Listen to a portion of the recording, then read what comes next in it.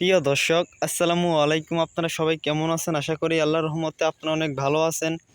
বন্ধুরা, দেখতে পাচ্ছেন আমি আপনাদের মাঝে দেখতে পাচ্ছেন আমাদের ঢেঁড়স ক্ষেত নিয়ে হাজির হয়েছি। আমরা কিন্তু এই ঢেঁড়সগুলো আবাদ করে থাকি। বন্ধুরা, আপনারা দেখতে পাচ্ছেন এই ঢেঁড়সের ফুলগুলো, আপনারা দেখতে পাচ্ছেন গাছগুলো কিন্তু অনেক বড় বড় হয়ে গেছে। বন্ধুরা, এগুলোকে আপনারা কীভাবে মানে আপনারা এগুলোকে কীভাবে চাষ করবেন তা আমি আপনাদের বলে দিচ্ছি। অবশ্যই আমাদের চ্যানেলটি সাবস্ক্রাইব করে দিয়ে আমাদের সাথেই থাকবেন। বন্ধুরা, যদি আপনাদের বাড়ির পাশে যদি আপনাদের কোনো পতিত ক্ষেত থেকে থাকে, তাহলে কিন্তু আমাদের মতো আপনারাও এই ঢেঁড়সগুলো চাষ করতে পারেন। বন্ধুরা, দেখতে পাচ্ছেন আমাদের কিন্তু আমরা কিন্তু অনেকখানি পতিত ক্ষেতে আমরা কিন্তু ঢেঁড়স চাষ করেছি। আপনারা দেখতেই পাচ্ছেন এইগুলো কিন্তু অনেক ঢেঁড়স ধরেছে। এই ঢেঁড়সটি আপনাদের অঞ্চলে কী নামে বলে থাকে বন্ধুরা, অবশ্যই আপনারা কমেন্টে জানিয়ে দেবেন। বন্ধুরা, এটিকে আমাদের অঞ্চলে ঢেঁড়স নামে পরিচিত, আমরা ঢেঁড়স বলে থাকি।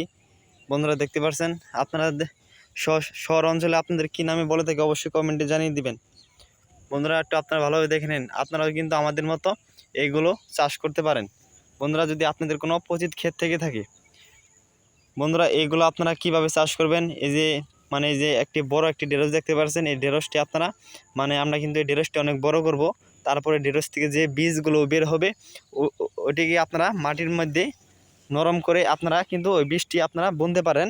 তারপরে কিন্তু আপনারা ওই বীজের থেকে কিন্তু গাছ তৈরি হবে। বন্ধুরা, এইভাবে যদি আপনারা চাষ করেন, অবশ্যই আপনারা আমাদের মতো ভালো একটি ফলন পাবেন। বন্ধুরা, যদি আমাদের ভিডিওটি ভালো লেগে থাকে, অবশ্যই আমাদের চ্যানেলটি সাবস্ক্রাইব করে আমাদের সাথেই থাকবেন। ধন্যবাদ সবাইকে। আসসালামু আলাইকুম।